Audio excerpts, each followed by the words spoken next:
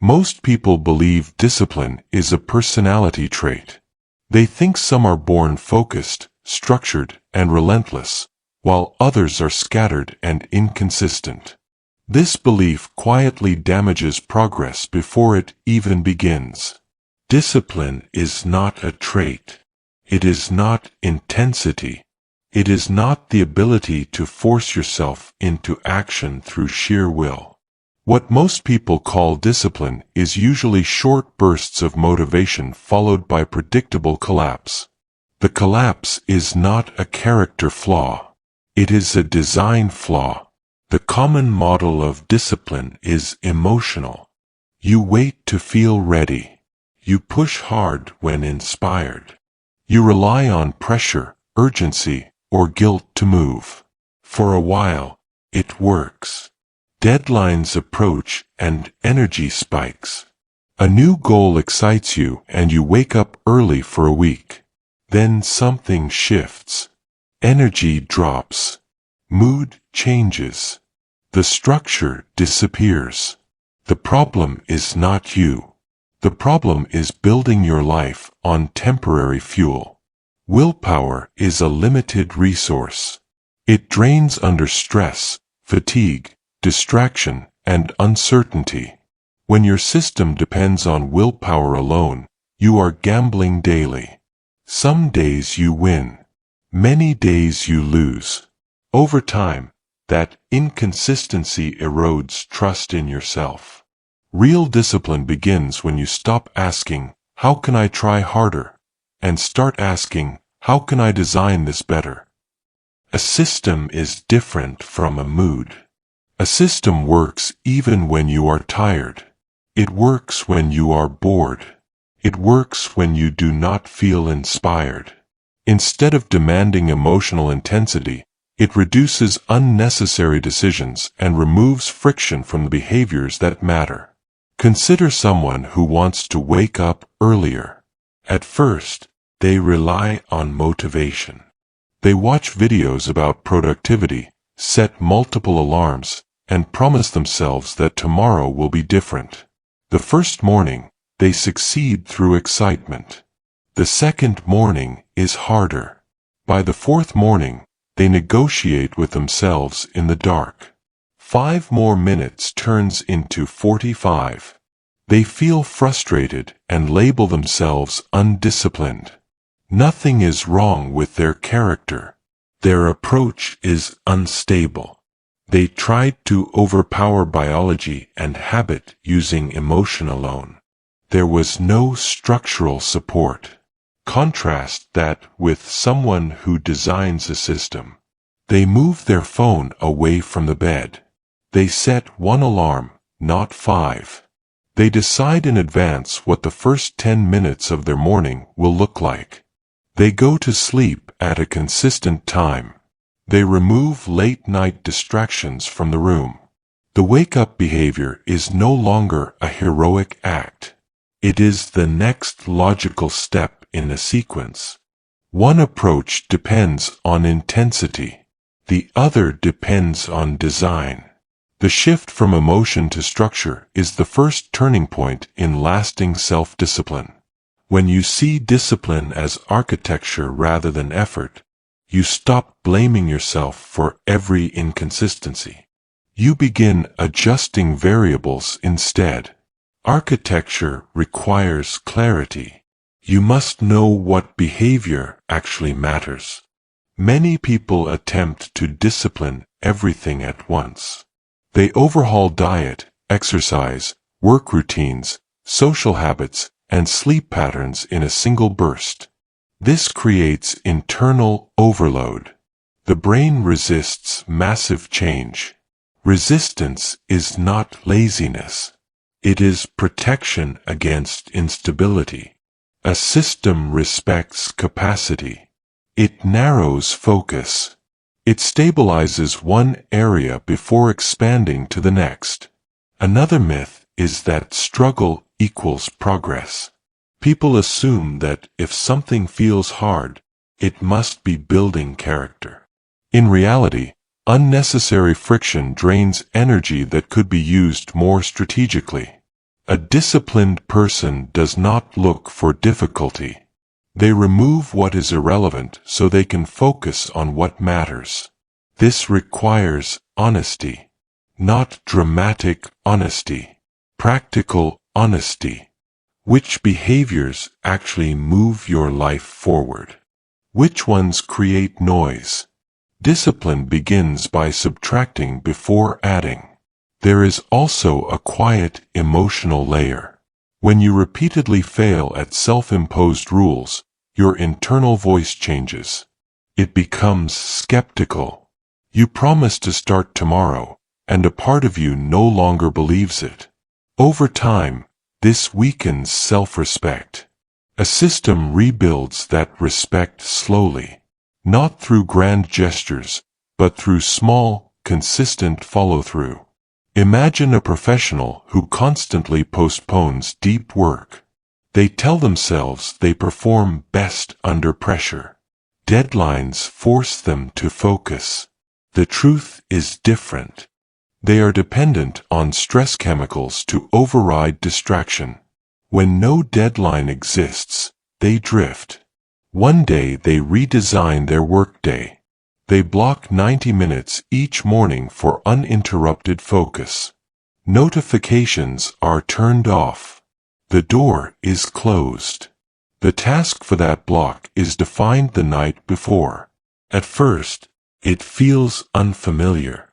There is restlessness. The urge to check messages appears. Instead of fighting the urge with emotion, they rely on structure. The environment supports the behavior. After several weeks, something shifts.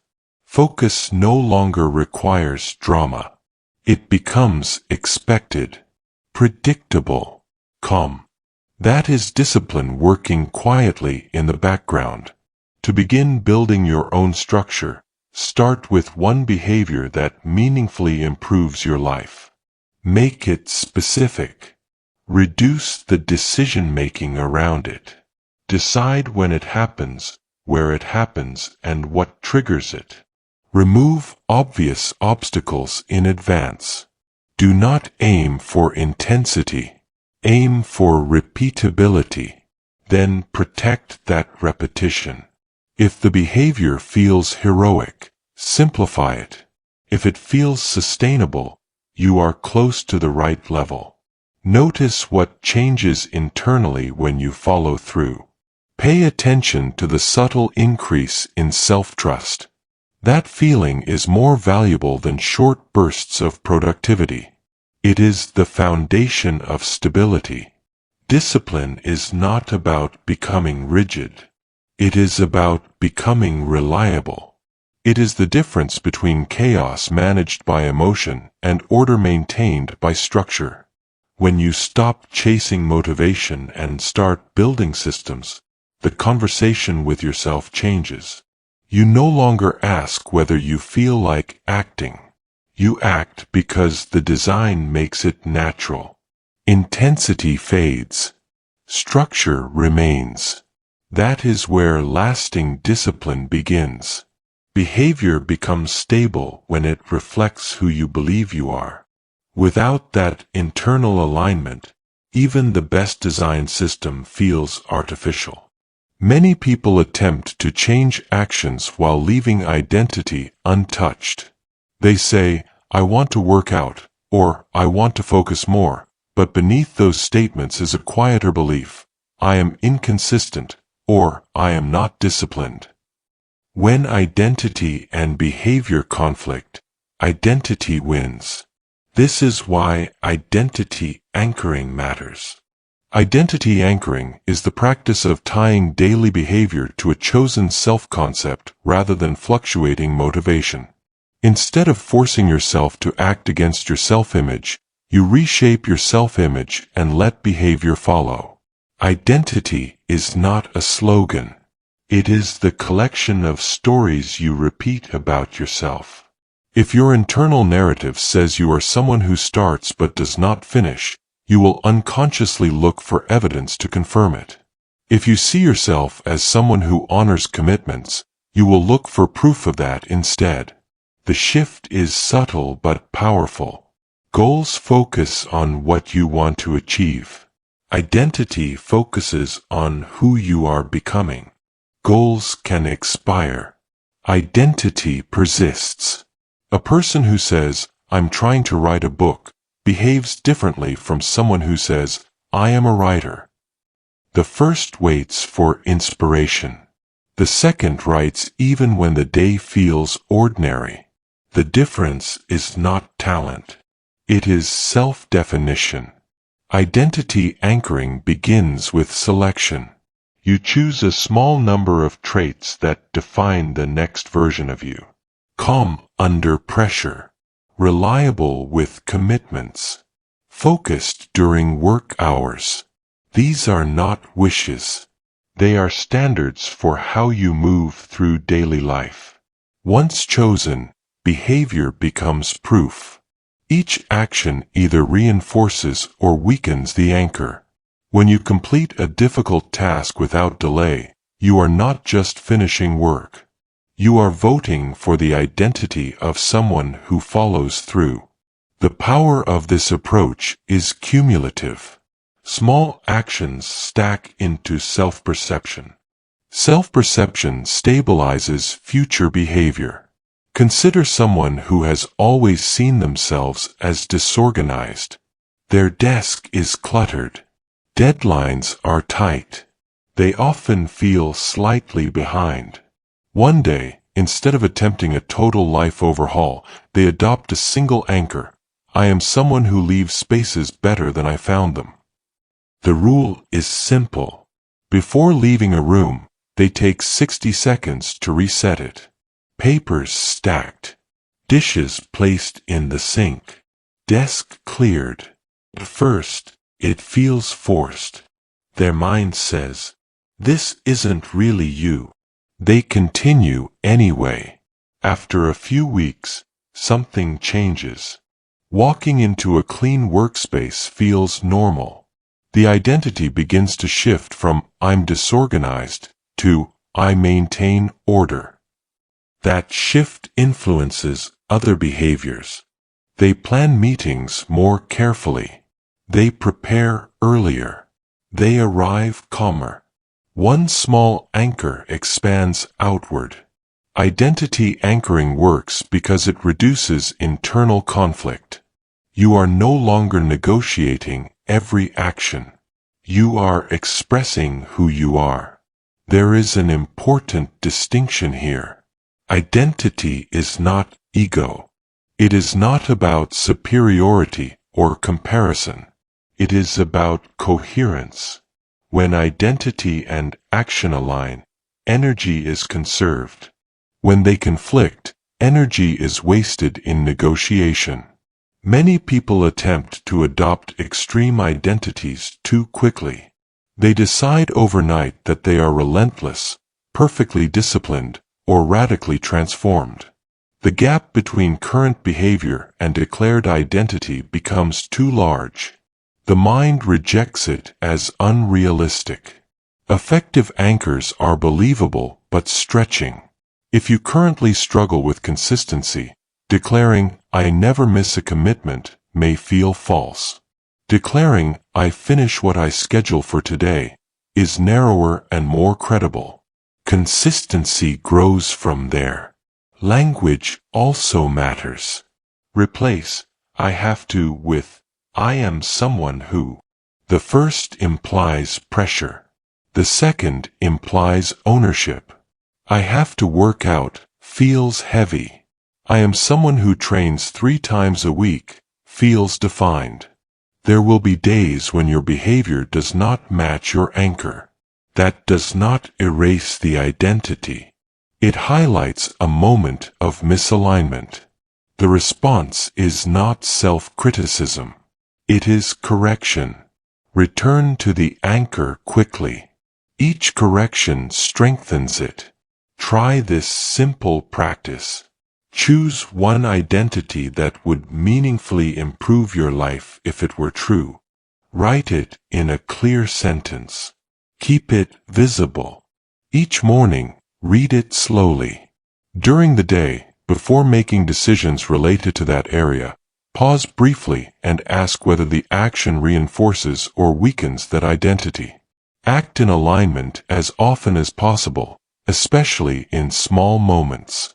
In the evening, review one example where you acted consistently with your chosen identity. Let that example settle. Over time, these small reinforcements reshape self-perception. Notice how different this feels from chasing motivation. There is less drama, less emotional volatility. Behavior becomes quieter and steadier. When identity leads, discipline feels less like restriction and more like expression. You are not forcing yourself into actions. You are revealing who you have decided to be. Lasting self-discipline grows from that decision. Systems support it. Environment strengthens it. Standards will refine it. Yet everything begins with the internal anchor.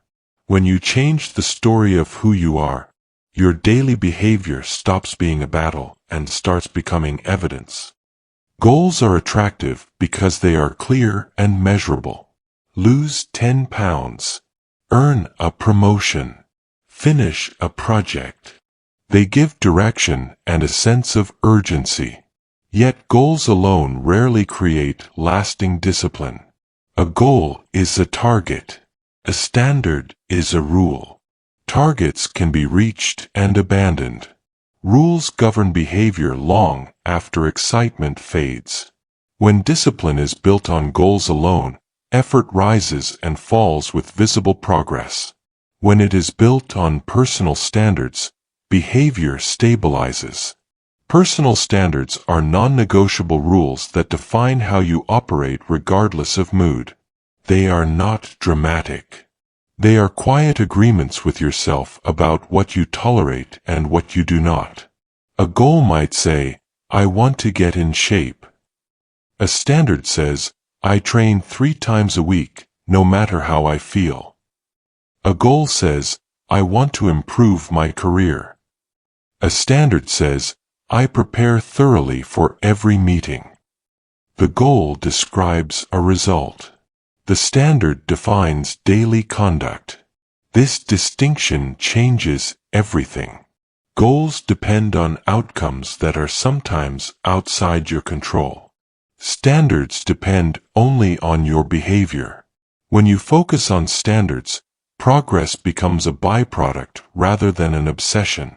There is also a psychological advantage. When you miss a goal, you feel behind. When you violate a standard, you feel misaligned. Misalignment invites correction. Being behind invites discouragement. Standards keep you oriented toward action instead of comparison. Many people avoid setting strong standards because they fear restriction. They want flexibility. They tell themselves they perform best when free. In reality, the absence of standards often creates hidden chaos. Decisions multiply. Negotiations increase. Energy drains. Clear standards reduce decision fatigue. If your rule is that you begin work at a fixed time, you do not debate it every morning. If your rule is that you do not speak negatively about absent colleagues, you do not weigh the social benefit of gossip. The rule has already decided for you. This does not make life rigid. It makes it stable. Consider a manager who constantly feels overwhelmed. Their days are reactive. Emails interrupt deep work. Meetings stretch beyond schedule. They set a goal to be more productive, but nothing changes. The goal is vague and easy to postpone. Eventually, they adopt 3 personal standards. First, no email is checked before the first 90 minutes of focused work. Second, meetings end at the scheduled time, even if discussion feels incomplete. Third, each day's top priority is defined before leaving the office. At first, Enforcing these rules feels uncomfortable. Colleagues are surprised when meetings end promptly. The urge to check messages early is strong. Yet the standards hold. Within weeks, the rhythm of their days changes. Mornings become predictable and productive. Meetings grow sharper. Evenings feel less frantic. The workload may not have decreased, but their operating method has stabilized. The difference is not effort. It is adherence to standards. Effective standards share three qualities. They are specific, they are within your control, and they are few. Too many rules create pressure. Too few create drift. Choose carefully. Another important element is visibility. Standards that remain abstract tend to weaken. Write them down. Read them regularly. Treat them as operational guidelines rather than aspirations. There will be moments when you are tempted to relax a standard, just this once. These moments matter. A single exception may seem harmless, but repeated exceptions redefine the rule. Every time you uphold a standard under mild discomfort, you strengthen your self-image. Every time you abandon it casually, you weaken it.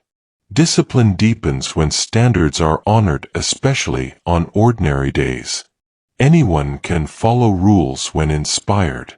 Consistency on neutral days builds reliability. To establish your own personal standards, identify one area where inconsistency creates friction in your life. Define a simple rule that eliminates that friction. Make it behavioral, not outcome-based. Decide exactly when and how it applies. Commit to it for a defined period, such as 30 days. During that time, do not renegotiate the rule internally. Observe the impact on your mental clarity and sense of control. Adjust only after the evaluation period, not during moments of weakness. Standards create identity in motion.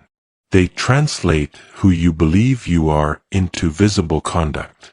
They reduce emotional bargaining. They transform ambition into structure. Over time, goals will still exist. You will aim for growth, expansion, achievement. Yet beneath every ambition will be a stable foundation of rules that govern how you act daily. When standards are clear, discipline becomes less about pushing forward and more about staying aligned. Alignment produces momentum. Momentum produces results. Targets inspire. Standards sustain. Most people underestimate the silent influence of their surroundings. They believe their behavior is driven primarily by intention and character. In reality, environment often decides before intention even has a chance to speak. Environmental friction is the design of surroundings to either increase or decrease the effort required for specific behaviors. When friction is low, actions happen almost automatically. When friction is high, even important tasks are postponed. Discipline strengthens when you reduce friction around the behaviors that matter and increase friction around the ones that weaken you. Consider how small obstacles shape decisions. If your phone is on your desk while you work, distraction requires almost no effort. If it is in another room, distraction requires movement. That extra step is friction. It seems minor, yet it changes outcomes. Many people try to outthink temptation instead of outdesigning it. They rely on internal debate. I shouldn't check this, or I'll just look for a minute. Debate consumes energy. Design eliminates the need for debate. Look closely at your daily environment. Does it support focus, health, and clarity? Or does it quietly promote distraction, delay, and comfort-seeking? If healthy food is hidden in the back of the refrigerator while convenient snacks are within reach, willpower must work overtime. If your workout clothes are buried in a drawer while your couch dominates the room, rest will win more often than movement. Environment does not remove responsibility. It redistributes effort. It makes disciplined action the default rather than the exception. There are two directions of friction to consider. Decrease friction for behaviors you want. Increase friction for behaviors you do not. To decrease friction, prepare in advance. Lay out materials the night before. Open the document you need before ending the workday. Place a book on your desk instead of your phone.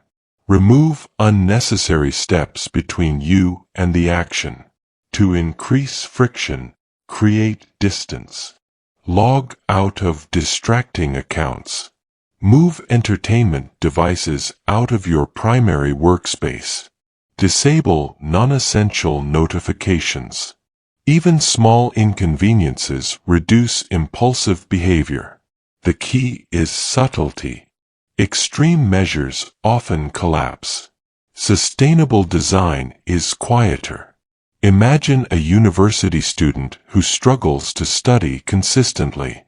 Each evening, they intend to review notes, yet hours disappear scrolling through media. They blame themselves for lacking discipline. One day, they change the structure. Their desk is cleared except for the materials needed for one subject. Their phone is placed in a drawer across the room. A website blocker is activated during study hours. They decide in advance that study begins at 7 p.m., immediately after dinner, not later. The first few nights feel strange. The urge to retrieve the phone is strong.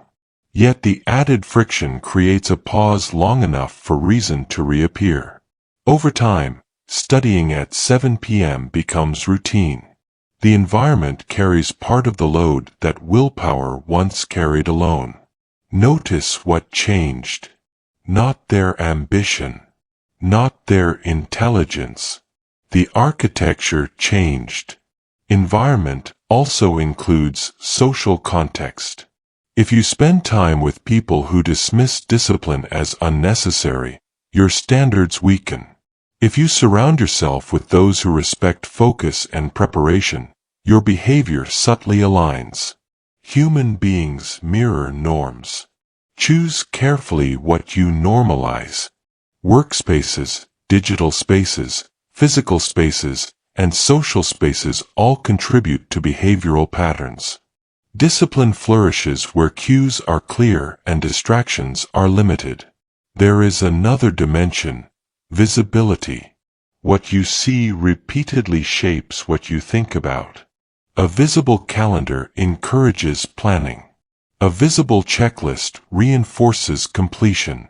A visible notebook invites reflection.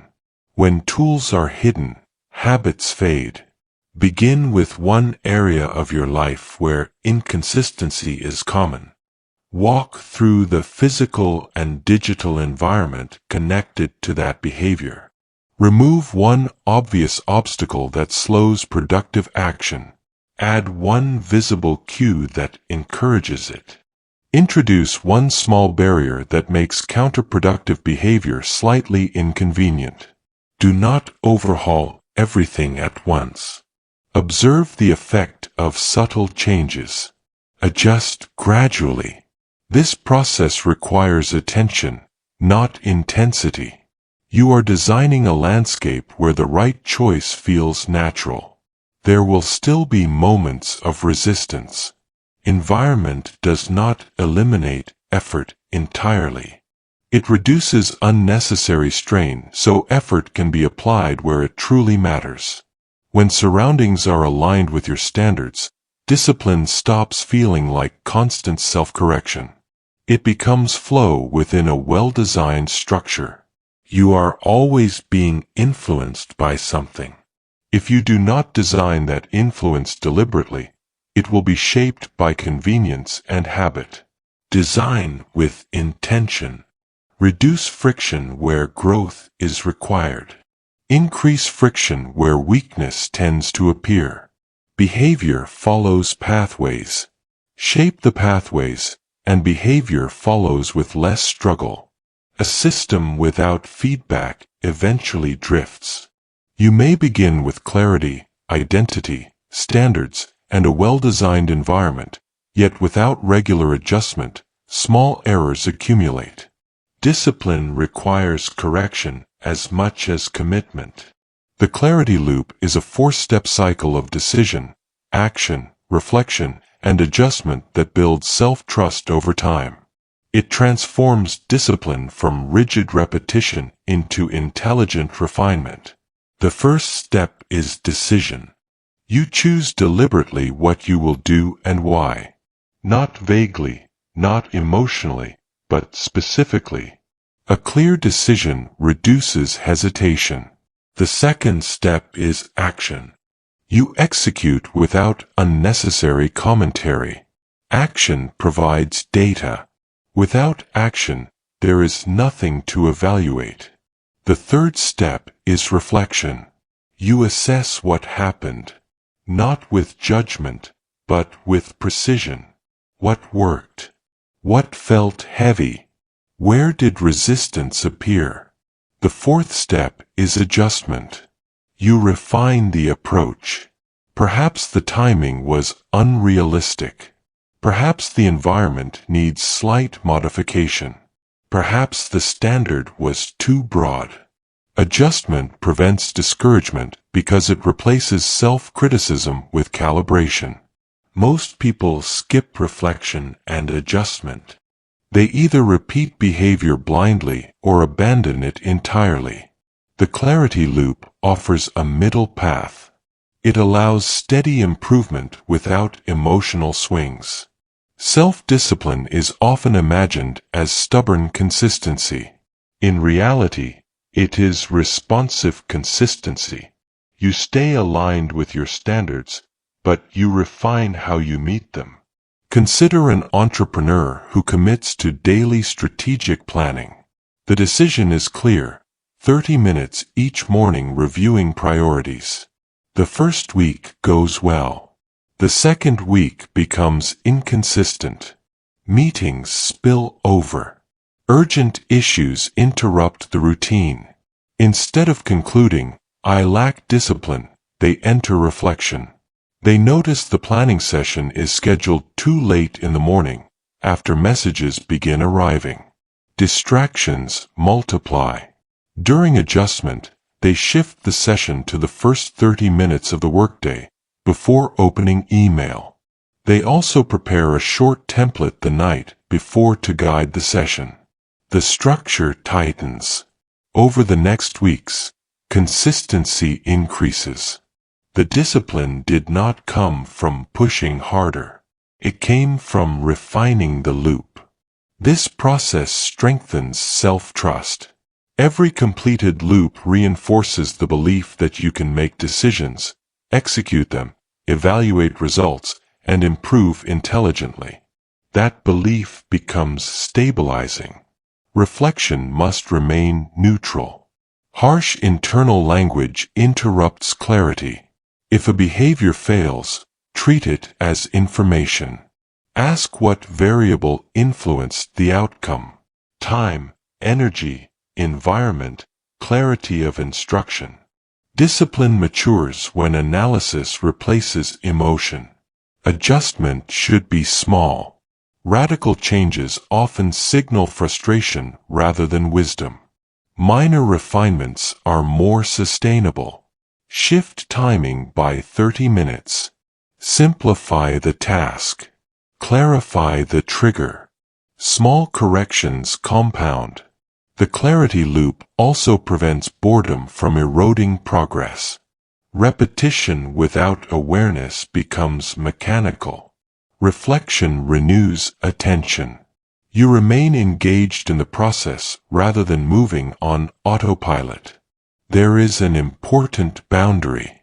Reflection must not turn into endless self-examination. The loop is short and practical. Decide. Act. Review briefly. Adjust. Continue. Excess analysis becomes another form of avoidance. To apply this process, choose one behavior you are currently working to stabilize. At the end of each day or week, sit quietly for a few minutes. Recall your initial decision. Evaluate whether you followed through. Identify one factor that supported success or contributed to difficulty. Make one small adjustment for the next cycle. Write it down to make it concrete. Then return to action without drama. Notice the calm that emerges when you treat discipline as an evolving system rather than a test of character. You no longer interpret inconsistency as failure. You see it as feedback. Over time, this loop sharpens your awareness. You anticipate obstacles before they expand. You design more precisely. You waste less energy repeating ineffective patterns. Clarity produces confidence. Not loud confidence, but quiet steadiness. You know that even if something falters, you have a method to restore alignment. Discipline built on identity and standards gains strength through environment. It gains resilience through reflection and adjustment. The clarity loop keeps the system alive. A disciplined life is not one without mistakes. It is one where mistakes are processed efficiently and converted into refinement. When decision leads to action, action to reflection, and reflection to adjustment, progress becomes continuous. You move forward not through intensity, but through steady calibration. That is how discipline stops being fragile and starts becoming durable. Discipline is most visible when nothing is at stake. It is most powerful when something is. Conversations reveal the quality of your self-control more clearly than private routines ever will. You can wake up early and maintain your schedule, yet lose composure in a single exchange. Words spoken without control can undo weeks of quiet consistency. Response control is the disciplined pause between stimulus and reply. It is the ability to experience emotion without immediately expressing it. This pause is small, often just a few seconds, yet it determines whether you react or respond. Most people confuse honesty with immediacy. They believe that whatever they feel must be expressed in the moment. In reality, immediate expression is often emotional discharge, not clarity. Discipline in conversation means you choose timing and tone deliberately. The nervous system reacts before the mind organizes language. A critical comment, a dismissive tone, or unexpected disagreement can trigger tension in the body. The impulse is to defend, interrupt, or escalate. Without response control, the conversation becomes a contest of reflexes. The pause interrupts that chain. Response control does not mean suppression. Suppression buries emotion and allows resentment to grow. Control means you acknowledge the emotion internally, but you delay outward expression until it can be delivered constructively. This skill strengthens credibility. People trust those who remain composed under mild provocation. Composure signals stability. Stability creates influence. Imagine a team leader presenting a proposal. Midway through the presentation, a colleague interrupts sharply, questioning the data and tone. The room grows quiet. The leader feels a surge of irritation and embarrassment. The impulse is to respond defensively and prove authority. Instead, there is a breath. Shoulders relax slightly. The leader thanks the colleague for raising the concern and calmly clarifies the data source. The tone remains steady. The focus returns to the proposal. After the meeting, Several team members express appreciation for the composure displayed. The disagreement did not damage authority. It strengthened it. The discipline was not in having perfect data. It was in controlling the response. Conversations under pressure are training grounds. Each interaction offers a choice: discharge emotion immediately or regulate it and respond intentionally. Response control also improves listening. When you are not preparing a reactive reply, you can absorb more information. You notice nuance. You detect underlying concerns. Many conflicts escalate because neither side truly listens. Both are preparing rebuttals. Pausing changes the rhythm. Silence, even brief silence, creates space. In that space, clarity emerges. There will be moments when silence feels uncomfortable. The urge to fill it is strong. Resist the urge. Calm silence communicates confidence. It signals that you are not rushed by emotion. Tone is another dimension of disciplined communication. Words can be accurate yet delivered sharply. Discipline refines not only what you say, but how you say it. Slowing your speech slightly, lowering volume, and maintaining steady pacing reduces escalation. This is especially important in disagreement. Firmness does not require aggression. You can hold your position without raising intensity. To strengthen response control, begin with awareness. In the next few days, observe your physical signals during challenging conversations.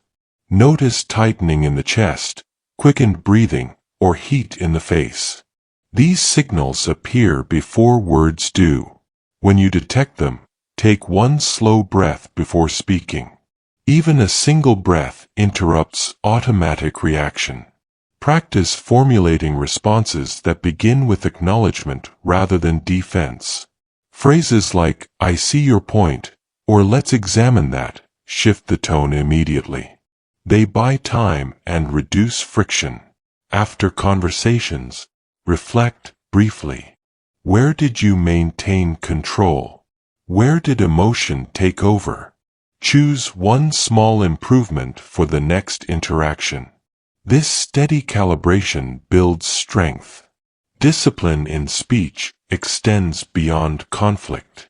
It includes resisting the urge to complain unnecessarily, exaggerate for attention, or share information impulsively.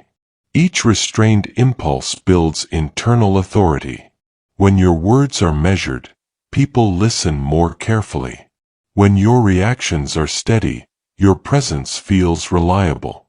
The disciplined pause may seem minor, yet its impact compounds.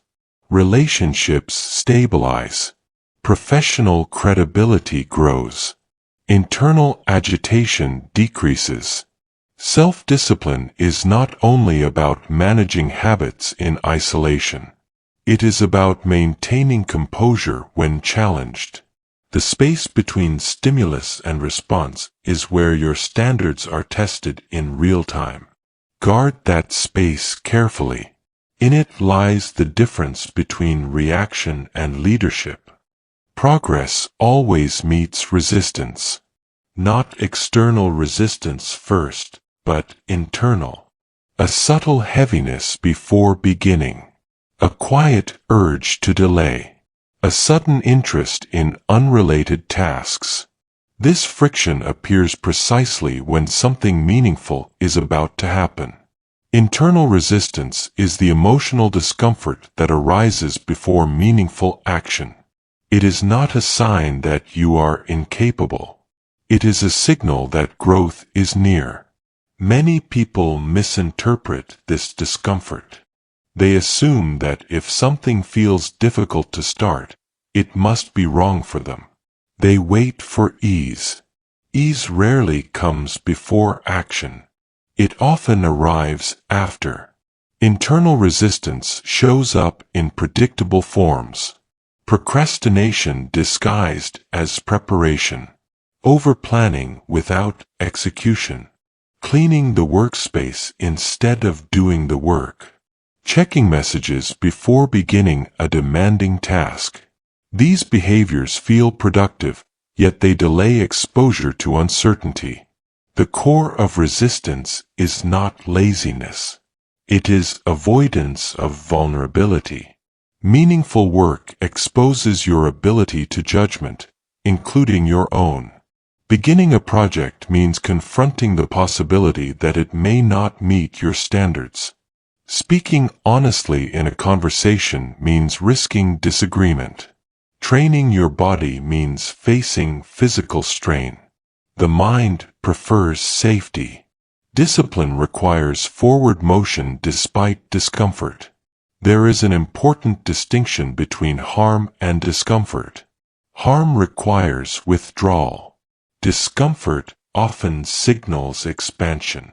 The disciplined person learns to tell the difference. When internal resistance appears, the instinct is to eliminate the feeling before acting. This usually leads to delay. A more effective approach is to reduce the size of the step while maintaining direction. If writing a full report feels overwhelming, commit to drafting the first paragraph. If a difficult conversation feels intimidating, begin with one clear sentence that states your intention calmly. If exercise feels heavy, start with 5 minutes of movement. The key is movement, not magnitude. Action weakens resistance. Avoidance strengthens it. Imagine a professional who must deliver a high-stakes presentation. Days before the event, they feel tension each time they think about preparation. Instead of building slides, they research minor details, adjust formatting, and reorganize files. Hours pass with little progress. One evening, they recognize the pattern. The resistance is not about slides. It is about the fear of being evaluated. They decide to rehearse the opening aloud, alone, for 10 minutes. The first attempt feels awkward. The second is steadier. The third gains rhythm. The next day, preparing the rest of the presentation feels lighter. The resistance has not vanished, but it has reduced. Forward motion created momentum. Internal resistance often peaks at the threshold. The moment just before beginning is usually the hardest. Once engaged, attention narrows and discomfort decreases. It is useful to expect resistance rather than resent it. Anticipation changes interpretation.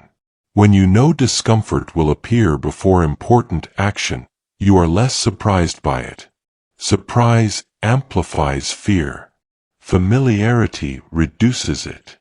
Another effective approach is naming the resistance clearly. Quietly acknowledging, "This is discomfort before growth," separates you from the feeling.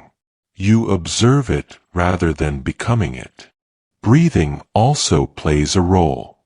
Slow, steady breaths signal safety to the body. A regulated body reduces exaggerated threat perception. Resistance becomes manageable rather than overwhelming. After acting despite discomfort, reflect briefly. Notice that you survived the experience. Notice that the anticipated pain was often greater than the actual difficulty. These observations accumulate. Over time, your tolerance expands. Discipline is not the absence of resistance.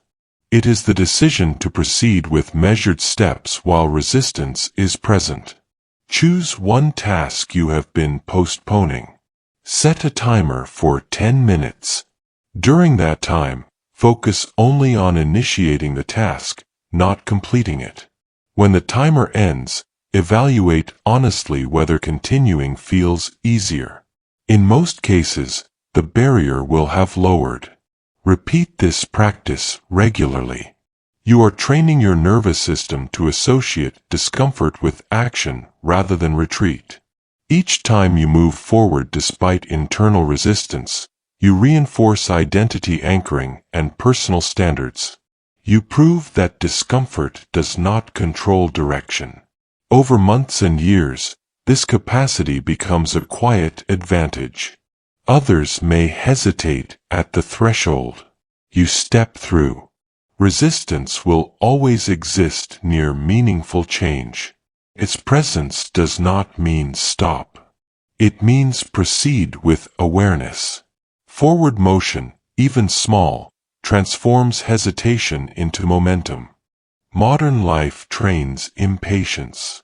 Messages arrive instantly. Entertainment streams without pause. Purchases are delivered within days. The nervous system becomes accustomed to immediate reward. Under these conditions, long-term discipline feels unnatural. Reward calibration is the process of training yourself to value long-term results over immediate gratification. It does not eliminate pleasure. It reorganizes the timing of pleasure. When immediate comfort becomes the default priority, discipline weakens. You choose scrolling over reading, convenience over preparation, impulse over strategy. None of these choices seem dramatic in isolation. Repeated daily, they shape your trajectory. Reward calibration begins with awareness of how your attention is conditioned. Notice how often you reach for stimulation during small moments of boredom or discomfort. The brain seeks quick relief. Relief becomes habit. Long-term rewards require patience.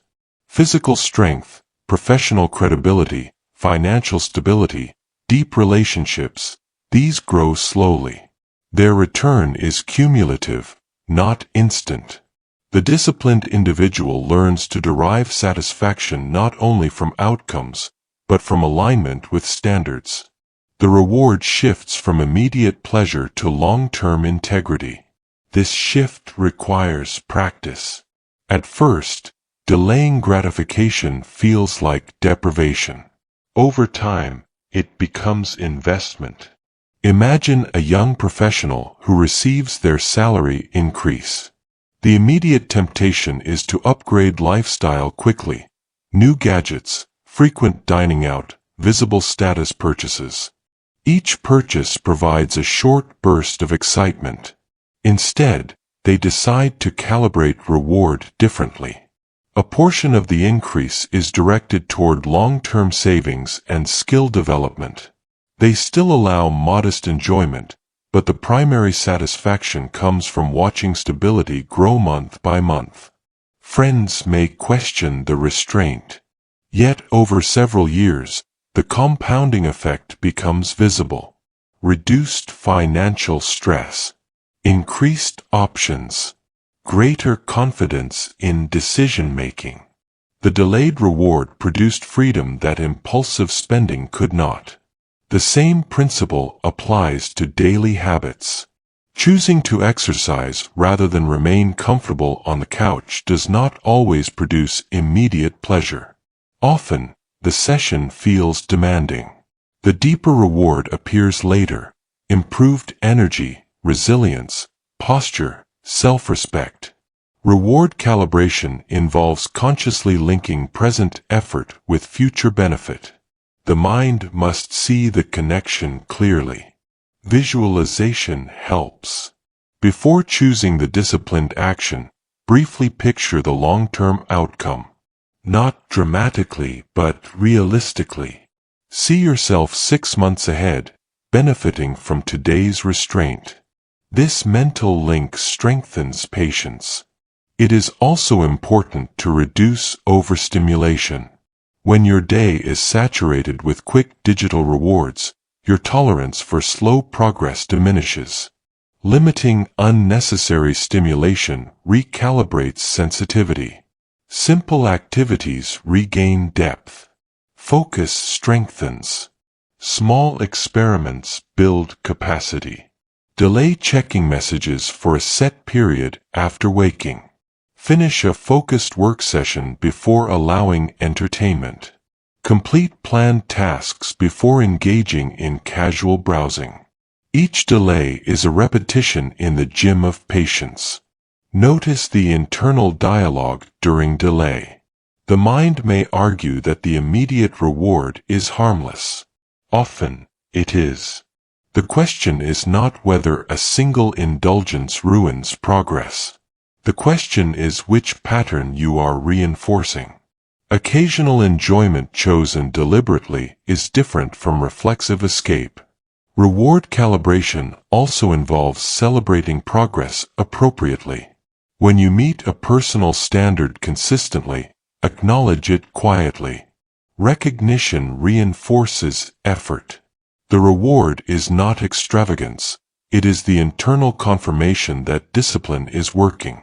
Over time, something shifts. Immediate impulses lose intensity. Long-term thinking becomes natural. Decisions are filtered through a broader horizon. This does not mean eliminating pleasure from life. It means placing pleasure in service of direction, rather than allowing it to dictate direction. Choose one area where immediate gratification regularly undermines your progress. For the next 2 weeks, introduce a deliberate delay before engaging in that reward. During the delay, complete one action aligned with your standards. Observe how the intensity of the impulse changes over time. Pay attention to the deeper satisfaction that follows disciplined action. Patience is not passive. It is strategic timing. When rewards are calibrated toward the future, discipline strengthens without constant strain. You begin to value growth more than comfort. Short-term pleasure fades quickly. Long-term alignment compounds quietly. Train your mind to appreciate the compounding. In that appreciation, discipline becomes sustainable. Pressure reveals the stability of your discipline. Calm routines are valuable, yet real strength appears when stakes rise. Deadlines tighten. Expectations increase. Uncertainty expands. In these moments, habits either collapse or consolidate. Pressure posture is a composed physical and mental stance during stress. It is the deliberate alignment of body and attention that prevents escalation. When posture is steady, thinking becomes clearer. When posture collapses, emotion dominates. The body reacts to pressure before the mind interprets it. Shoulders tense. Breathing shortens. Jaw tightens. Vision narrows. These reactions prepare you for threat, yet in modern environments the threat is rarely physical. It is reputational, financial, relational. If the body remains in alarm mode, decision-making deteriorates. Discipline under pressure begins with physical regulation. Stand or sit upright. Relax the shoulders deliberately.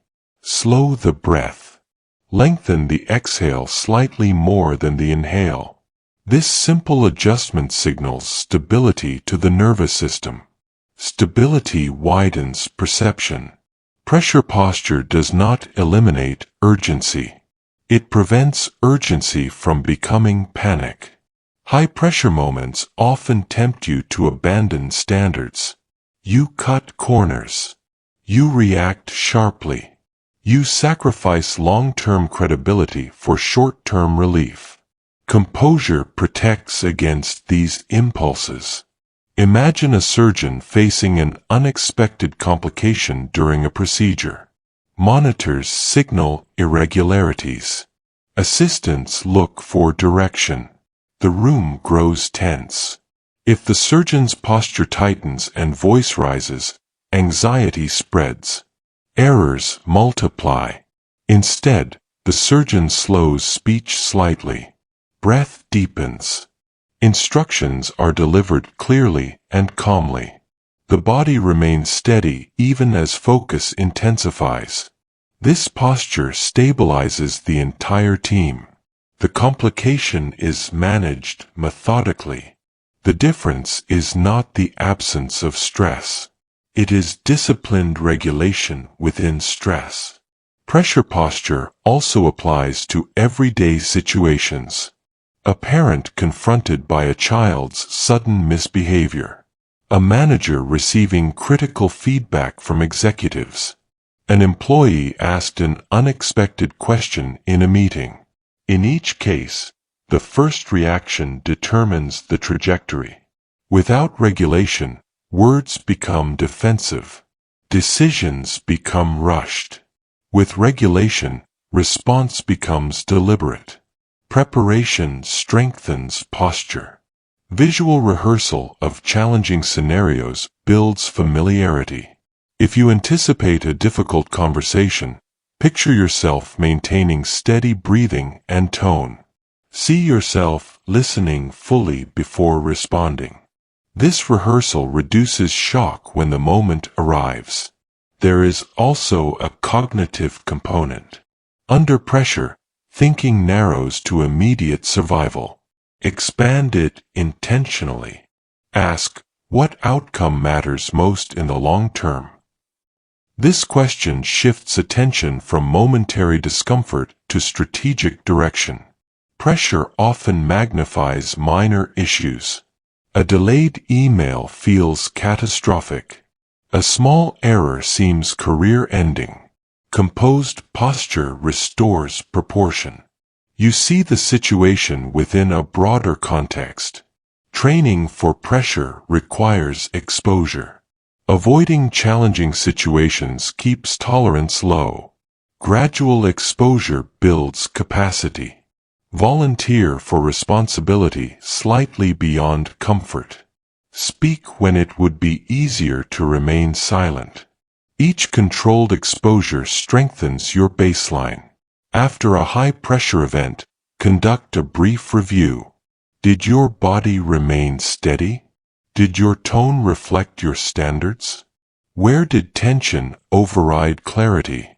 Choose one refinement for the next encounter. This steady calibration reinforces growth. It is important to distinguish intensity from instability. You can act quickly without becoming frantic. You can speak firmly without sounding aggressive. Discipline under pressure is measured, not dramatic. Choose one small daily practice to strengthen physical regulation. Spend 5 minutes practicing slow, controlled breathing. Hold upright posture while working rather than collapsing into the chair. Notice how posture influences thought quality. These small habits accumulate into resilience. When pressure rises, your preparation reveals itself. The body remembers what it has practiced. Composed posture under stress communicates leadership without announcement. Others feel steadier in your presence. Decisions improve.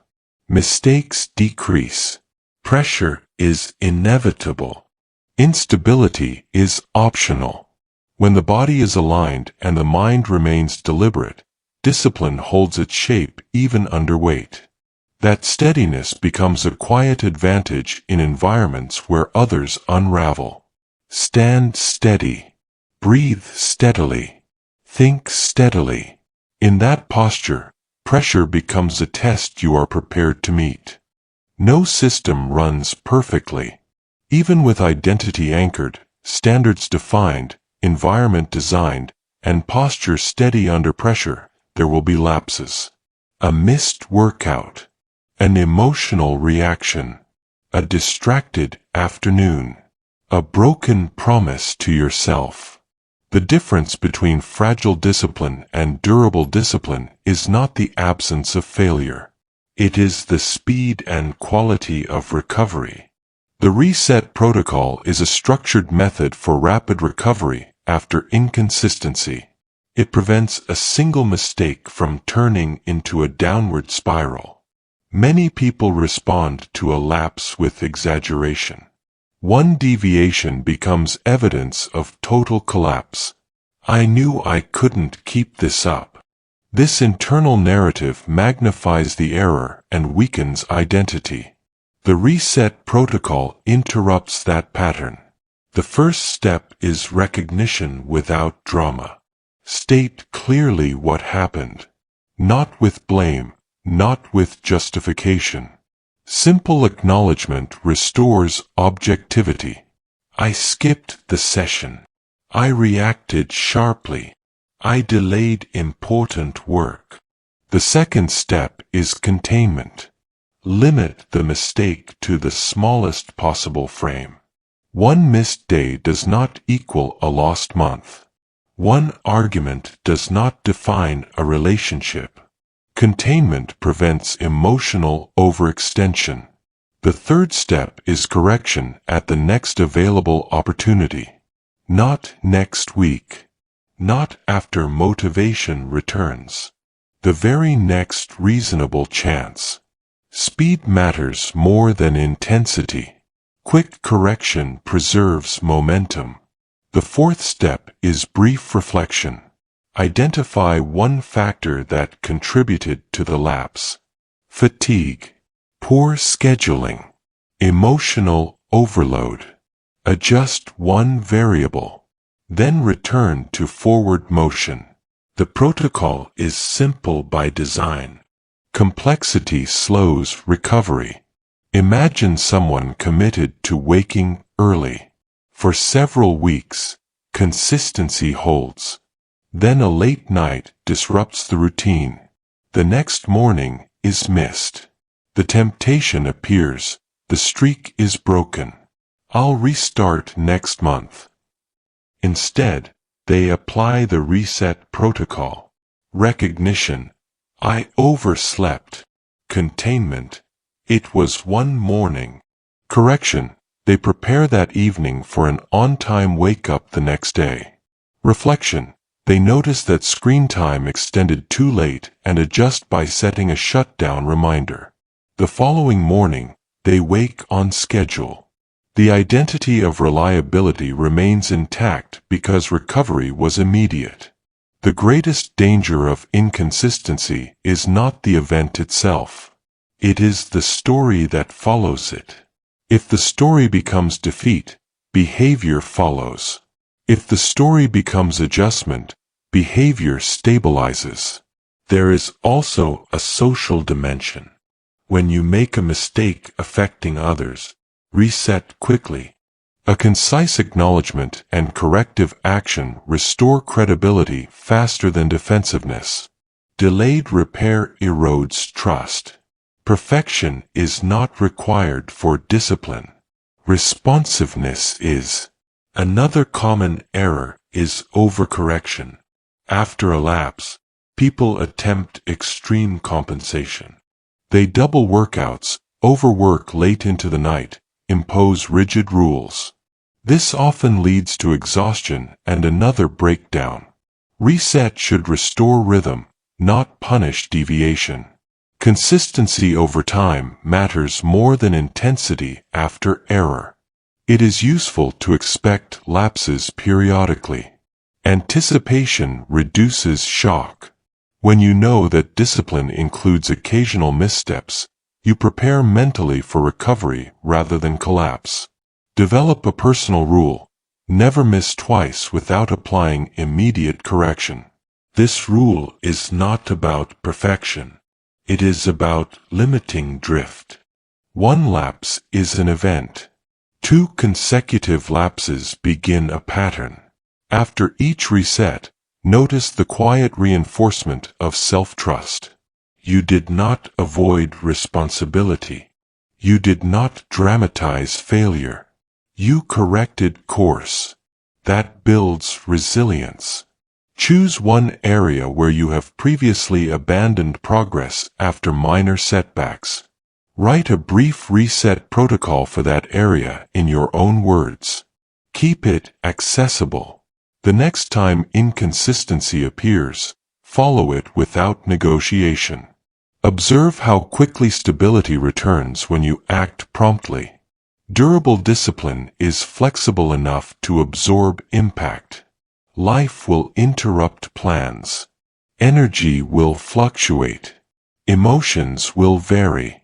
A rigid system shatters under strain.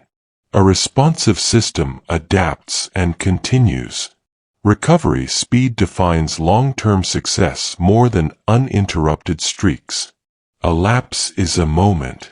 A reset is a decision. Make that decision quickly, and your discipline remains intact.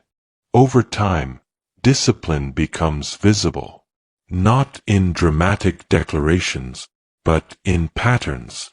The way you arrive on time, the way you keep your word, the way your behavior remains steady even when no one is watching.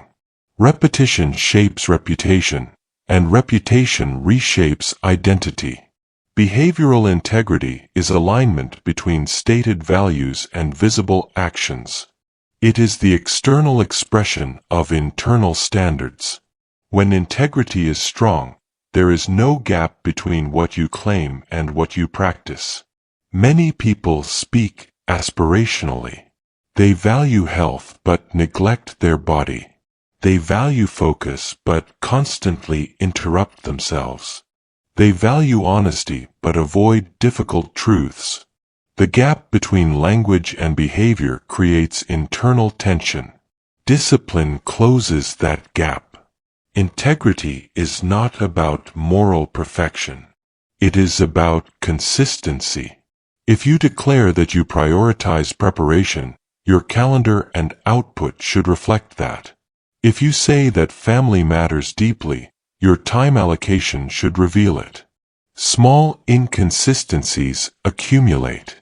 Each time you say one thing and do another, self-trust erodes slightly. Others may not notice immediately, but you do. That quiet awareness affects posture, tone, and confidence. When behavior and values align repeatedly, something stabilizes internally. You no longer need to defend your identity verbally. It is evident. Imagine a consultant who promises clients clear timelines and reliable communication. Early in their career, they occasionally miss deadlines and send updates late. Clients remain polite, yet subtle doubt appears. The consultant decides to strengthen behavioral integrity. Every commitment is recorded immediately. Deadlines are set slightly earlier than required. Weekly updates are sent at the same time without exception. If a delay becomes unavoidable, it is communicated early and clearly. Months pass. Clients begin to describe the consultant as dependable. Referrals increase. The consultant feels calmer because there is no hidden backlog of broken promises. Integrity has simplified operations. The power of behavioral integrity extends beyond professional life. In personal relationships, it builds emotional safety. When your words match your actions, others relax around you. They do not need to guess your reliability. This consistency also influences self-perception. You begin to see yourself as stable, measured, trustworthy. That perception feeds future behavior, reinforcing the cycle. Integrity requires restraint. You must be careful about what you promise. Overcommitting for approval weakens discipline. It is better to commit to less and fulfill fully than to promise widely and deliver inconsistently. There will be pressure to compromise standards for convenience or short-term gain. Perhaps exaggerating results to impress. Perhaps agreeing to something you cannot sustain. Behavioral integrity asks a simple question: will this action strengthen or weaken alignment? The disciplined person chooses long-term alignment over immediate advantage. One practical method is conducting periodic alignment reviews. Quietly examine a few core values you claim to hold. Look at your recent behavior objectively. Where is there alignment? Where is there drift? Choose one small correction to narrow the gap. This process should be calm, not self-critical. The purpose is refinement, not guilt. It is also useful to observe language patterns. Do you often say, "I'll try," instead of "I will"? Do you frequently cancel or reschedule commitments casually? Each small signal contributes to your internal ledger of integrity. To strengthen this area, choose one value that matters deeply to you. For the next month, identify one visible behavior that expresses that value consistently. Track it quietly. When you follow through, acknowledge the reinforcement. When you slip, apply your reset protocol immediately. Watch how quickly your sense of solidity increases. Over time, behavioral integrity becomes embodied. You no longer think constantly about discipline. It is reflected in how you walk into a room, how you handle responsibilities, how you speak. Others may not know the structure behind your consistency. They only see the outcome. When actions mirror values repeatedly, discipline becomes identity in motion. It is no longer effortful. It is who you are behaving as, day after day. Consistency shapes credibility. Credibility shapes influence. Live in a way that requires no explanation. Trust is built slowly and spent quickly. In personal life and professional environments, reliability becomes currency. People decide how much responsibility to give you, how much freedom to allow you, and how deeply to involve you based on one quiet calculation. Can you be trusted to do what you say? Trust capital is the accumulated credibility built through repeated follow-through. It grows each time you keep a promise, meet a deadline, or handle information responsibly. It shrinks each time you neglect a commitment or shift blame. Unlike money, trust capital is invisible, yet its impact is measurable. High trust reduces supervision. It increases opportunity. It lowers friction in relationships. When trust is strong, fewer words are required. Trust begins with self-trust. If you regularly break commitments to yourself, you carry subtle doubt into interactions with others. That doubt affects tone and posture. When you consistently honor your own standards, confidence becomes natural rather than forced. Building trust capital requires patience. Grand gestures do not substitute for steady reliability. Small, repeated actions compound more powerfully than occasional dramatic efforts. Consider a project manager responsible for coordinating multiple departments. Early in their role, communication is inconsistent. Updates are delayed. Clarifications are vague. No crisis occurs, yet colleagues feel uncertainty. The manager decides to operate differently. Every Monday morning, a concise progress summary is sent without fail.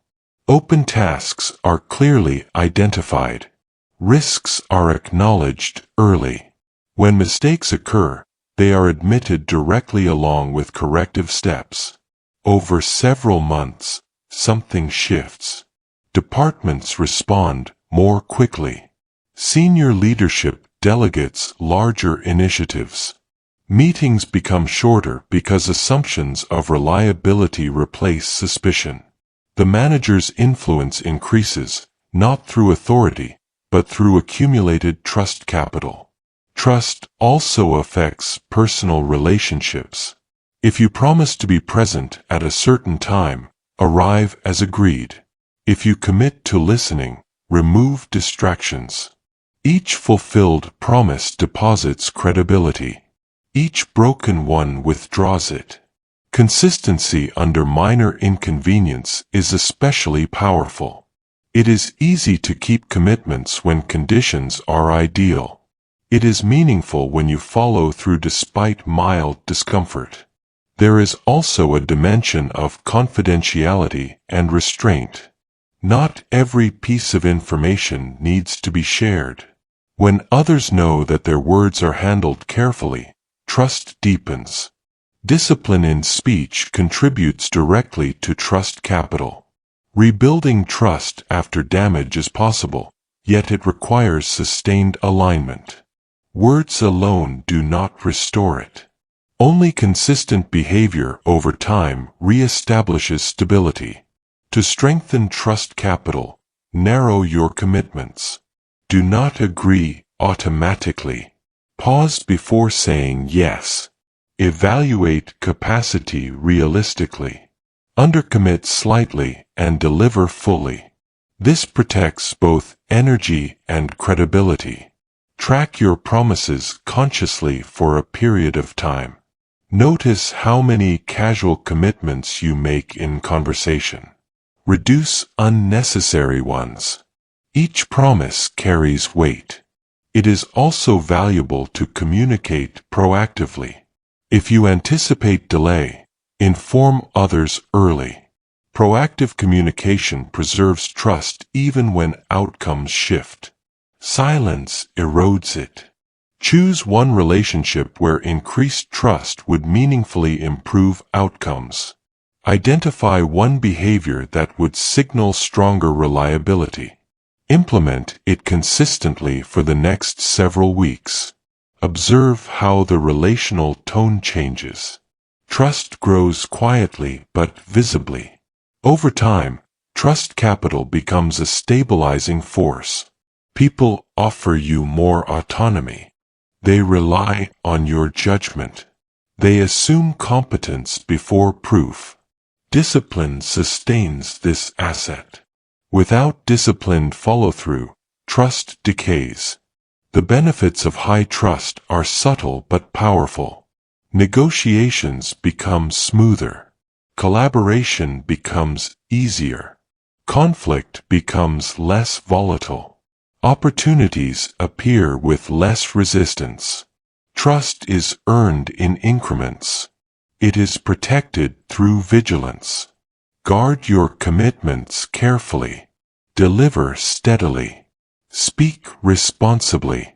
As trust capital accumulates, your presence carries weight without effort. Daily behavior is shaped by the future you imagine. If your vision of the future is vague, discipline weakens. Short-term impulses dominate because there is no clear long-term reference point. When the future feels distant or undefined, immediate comfort appears more valuable. Future identity visualization is a vivid mental model of the person you are becoming. It is not fantasy. It is structured imagination used to regulate present behavior. Most people think about the future in abstract terms. More success, better health, greater freedom. These ideas are directionally useful but behaviorally weak. Discipline strengthens when the future becomes specific and personal. Who are you 5 years from now if you continue honoring your standards? How do you speak? How do you manage time? How do you handle stress? How do others describe you? When this image becomes clear, daily decisions gain context. Each action either supports or contradicts that future identity. Visualization works because the brain responds to imagined scenarios similarly to real ones. When you picture your future self clearly, you create emotional connection. That connection increases patience and focus. Consider a young attorney at the beginning of their career. The workload is heavy. Long hours and immediate tasks consume attention. Without a guiding vision, it would be easy to drift, accepting every case, reacting to every request, sacrificing long-term development for short-term survival. Instead, the attorney constructs a detailed image of the professional they intend to become. Calm in court. precise in language, selective with cases, financially stable, physically healthy despite demanding schedules. With this image in mind, decisions shift. Time is set aside for skill refinement rather than only urgent tasks. Health is protected because the future version requires stamina. Certain cases are declined because they conflict with long-term direction. The future identity becomes a filter. Not every opportunity qualifies. Not every impulse deserves attention. Visualization must remain grounded. Unrealistic images create discouragement. Effective future identity visualization stretches current capacity without detaching from reality. It acknowledges the present while orienting toward growth. It is also important to revisit the image regularly. As you evolve, your vision should refine. Static visions lose relevance. Discipline remains strongest when the future feels alive. This practice reduces internal conflict. When tempted by short-term gratification that contradicts your direction, the contrast becomes clearer. You are not merely resisting temptation. You are protecting trajectory. There is a difference between fear-based future thinking and constructive visualization. Fear imagines loss and collapse. Constructive visualization imagines growth and alignment. Discipline anchored in fear exhausts energy. Discipline anchored in vision sustains it. To apply this principle, set aside quiet time. Close distractions. Picture yourself several years ahead, having lived consistently according to your standards. Observe posture, tone, environment, daily routine. Notice how this version handles pressure and relationships. Write a brief description of this person in concrete terms. Keep it accessible. Each morning for the next month, read this description slowly. Before major decisions, recall one characteristic of your future identity. Let it guide your choice. Over time, the gap between current and future narrows. The imagined identity influences daily conduct. Behavior becomes proactive rather than reactive. Visualization is not escape from the present. It is guidance within it. When the future is clear, sacrifice feels purposeful rather than restrictive. Delayed rewards become investments. Difficult conversations become steps toward credibility. Quiet consistency becomes preparation. Discipline thrives when direction is defined. Your future self is shaped by repeated present actions. When you see that person clearly, acting in alignment today becomes logical. Live in a way that your future identity would recognize as familiar. The clearer the vision, the steadier the discipline. Influence does not require volume. Some people attempt to lead through force. They raise their voice, assert dominance, and demand compliance. This can produce short-term obedience, but it rarely produces lasting respect. Real authority grows from disciplined consistency. Authority without force is influence created through reliability, restraint, and alignment. It is the capacity to shape outcomes without intimidation. When your behavior is steady, your words carry weight. When your reactions are measured, your presence stabilizes others. You do not need to announce leadership. It becomes evident. Authority without force begins with internal control. If you are easily provoked, easily distracted, or easily discouraged, others sense instability. Even if your ideas are strong, your delivery weakens them. Restraint strengthens authority. Speaking only when necessary. Avoiding exaggeration. declining to engage in unproductive conflict. These choices signal maturity. Consider a senior executive entering a tense negotiation. The opposing party attempts to provoke urgency, hinting that the deal will disappear if not accepted immediately. Many would respond with visible anxiety or defensive counterarguments. The executive listens fully. Posture remains upright. Breathing steady. Instead of reacting, they ask clarifying questions. They request time to review details. Their tone remains even. The pressure tactic loses power because it does not trigger visible instability. After the meeting, their team feels reassured. Competitors recognize composure. The negotiation continues on balanced terms. Influence was exercised without aggression. Authority without force also appears in everyday settings. A parent who sets clear boundaries calmly and enforces them consistently rarely needs to shout. A manager who keeps commitments and communicates directly does not rely on threats. A colleague who maintains standards quietly becomes a reference point for others. This form of authority is built through accumulated trust capital and behavioral integrity. When people know your words align with actions, they listen carefully. You do not need to repeat yourself often. Silence can be powerful. In meetings, the person who speaks last and briefly often commands attention. Discipline in speech prevents dilution of impact. If you speak constantly, your words blend into noise. If you speak deliberately, they stand out. There is also strength in controlled disagreement.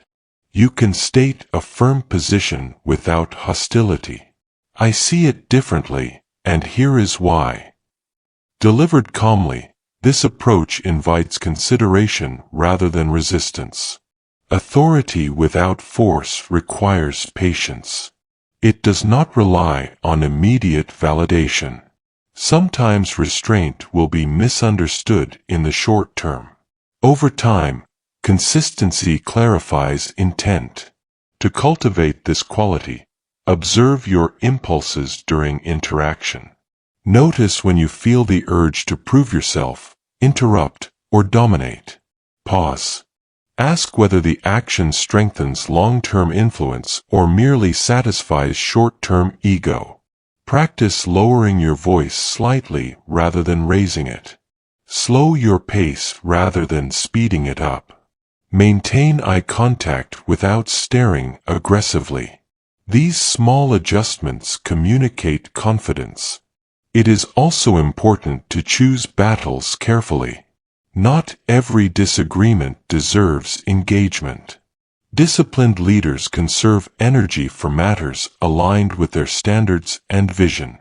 Authority without force is not passive. It is controlled strength. It allows you to set direction firmly while remaining composed.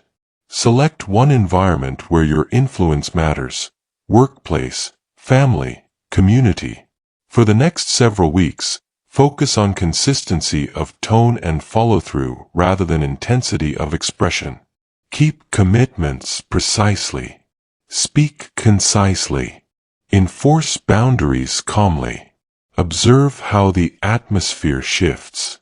Influence grows when others feel stable around you. Stability reduces fear. Reduced fear increases cooperation. Leadership is not a performance. It is a pattern. When your discipline is visible in speech, posture, and decision-making, authority emerges naturally. You do not chase respect. You earn it through alignment. Quiet strength travels further than loud control. Stand steady. Speak deliberately. Act consistently. In that restraint, real authority forms. A system proves its strength not by intensity, but by longevity. Many people experience phases of extreme discipline. For several weeks or months, structure is tight, habits are sharp, and focus is high. Then life shifts. Pressure increases. Motivation dips. The structure fades. What once felt solid dissolves. A self-renewing system does not depend on constant intensity. It adapts, recalibrates, and continues. It is discipline designed for decades, not seasons. The foundation has already been built. Identity anchoring defines who you are becoming. Personal standards guide daily conduct. Environmental friction shapes surroundings. The clarity loop refines action. Response control stabilizes communication. Internal resistance is faced directly. Reward calibration strengthens patience. Pressure posture maintains composure. The reset protocol restores rhythm. Behavioral integrity aligns action with values. Trust capital accumulates. Future identity visualization directs long-term movement. Authority without force shapes influence. When integrated, these elements form a structure that can flex without breaking. Flexibility is essential. Rigid systems collapse under unexpected change. A career transition, a relocation, a shift in family responsibilities, these events require adaptation. Discipline that survives these changes is not attached to specific routines. It is attached to principles. For example, your exact morning schedule may change across different stages of life. The principle of intentional beginnings remains. Your workout format may evolve due to age or injury. The principle of physical maintenance remains. Your professional role may expand or contract. The principle of preparation remains. A self-renewing system protects principles while adjusting methods. There will be periods of acceleration and periods of maintenance. During acceleration, you push growth deliberately. During maintenance, you preserve standards while energy is directed elsewhere. Both phases are valid. Discipline does not require constant escalation. Consider a founder who builds a company from the ground up. Early years demand relentless focus and long hours. Systems are tight. Sacrifice is high. Later, as the organization stabilizes, the founder's role shifts toward strategic oversight and mentorship. If discipline were defined only by extreme work hours, identity would fracture. Instead, the founder redefines disciplined behavior according to new responsibilities. Strategic thinking replaces constant execution. Mentoring replaces micromanagement. The underlying standards of preparation, composure, and follow-through remain intact. The system renews because it adapts without abandoning core principles. Periodic review supports renewal. At set intervals, perhaps quarterly or annually, evaluate whether your current structures reflect your evolving identity and vision. Which standards remain essential? Which routines require refinement? Where has friction increased unnecessarily? This review is not a dramatic overhaul. It is calibration. The same calm approach used in the clarity loop applies at a broader scale. Sustainability also requires rest. Rest is not the opposite of discipline. It is part of it. Strategic recovery protects long-term consistency. Without renewal, effort degrades into burnout. A disciplined system includes space for restoration. Community contributes as well. Surrounding yourself with individuals who respect growth reinforces longevity. Isolation weakens resilience. Shared standards strengthen it. Above all, A self-renewing system is rooted in identity rather than performance.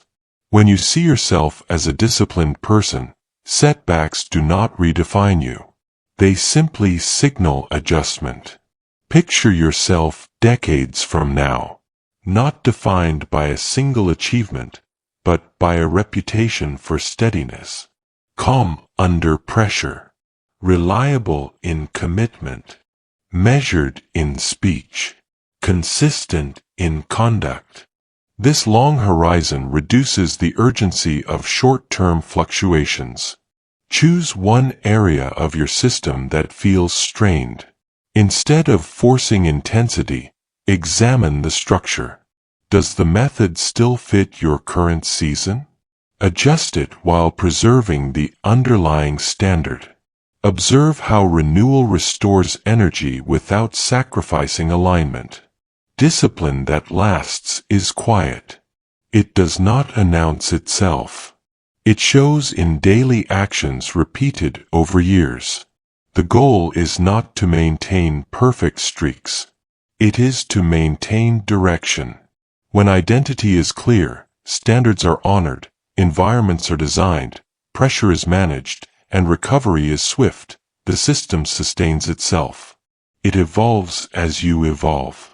You no longer rely on bursts of motivation. You rely on structure, reflection, and alignment. That is how discipline stops being a phase and becomes a way of living. A calm, consistent, self-renewing way. And once built, it remains.